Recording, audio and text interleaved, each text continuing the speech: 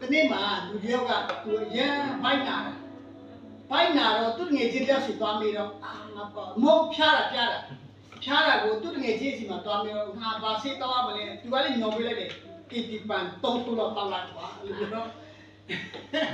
သူဖြားတာကို80ပန်သွားတောက်တာနော်80ပန်ဆိုတာအမျိုးသမီးတွေတောက်တဲ့ဟာလေရကြတောက်တဲ့ဟာမှမဟုတ်တာဆိုသွေးတွေပါကားလေးပါသွားတယ်အိမ်သားတဲ့ကသွေးတွေပါကားလေးပါသွားတယ်ဆိုလိုချင်တာကသူ့ရဲ့အနာနဲ့သူ့ရဲ့ဆေးကမဖြစ်ဘူး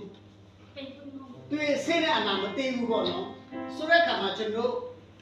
ဖြားတယ်ဆိုလို့ရှိရင်ဒီအဖျားပြောက်ဖို့အတွက်အဖျားပြောက်တဲ့ဆေးရှိတယ်ဘယ်လိုတောက်ရမလဲဆိုတာရှိတယ်ကျွန်တော်ကဒီ line ညုံနဲ့အတိုင်းပဲကျွန်တော်ကတောက်ရမှာဖြစ်တယ်ဆိုတော့ကားမှုတာလည်းဒီလိုပဲတချို့တွေကားမှုတယ်ကွာဆေးတောက်တယ်မပြောက်ဘူးလို့ပြောတယ်နော်ကျွန်တော်အဲ့ဒါလက်မခံဘူး no way နော်လက်မခံဘူးဆေးတောက်ပြီးကားမှုတယ်ဆိုတော့လုံးဝမဖြစ်နိုင်ဘူးတောက်တဲ့ပုံစံမှားသွားတာနော်တောက်တဲ့ပုံစံမှားသွားလို့ကားမှုနေတာဒါကြောင့်မို့ဆေးတောက်တာကမှန်ဖို့လိုတယ်ထိုနေ့သူပဲကျွန်တော်ဘဝနေ့ရဲ့အစဉ်တိုင်းမှာတက်ရှင်နေတာမှာကျွန်တော်ကဆေးတောက်တာမှန်ဖို့ပဲထိုနေ့သူပဲကျွန်တော်ဘဝမှာလည်းမှန်ကန်ဖို့လိုတယ်ကျွန်တော်ဘာကြောင့်ဆေးရတာလဲလို့ပြောရင်ကျွန်တော်တို့စူးစမ်းဖို့တော့ဖြစ်တယ်ကျွန်တော်ဘာကြောင့်ဂျုံဆိုင်ခြင်းနဲ့ကျွန်တော်ဆိုကိုဂျုံရတယ်ကျွန်တော်ဘဝမှာဒါတွေကအတွေ့အကြုံဖြစ်တယ်ကျွန်တော်ကဘာဖြစ်လို့ကားမှုတာလဲလို့ပြောတယ်ကားမှုတဲ့လူတည်တည်ကိုဖြစ်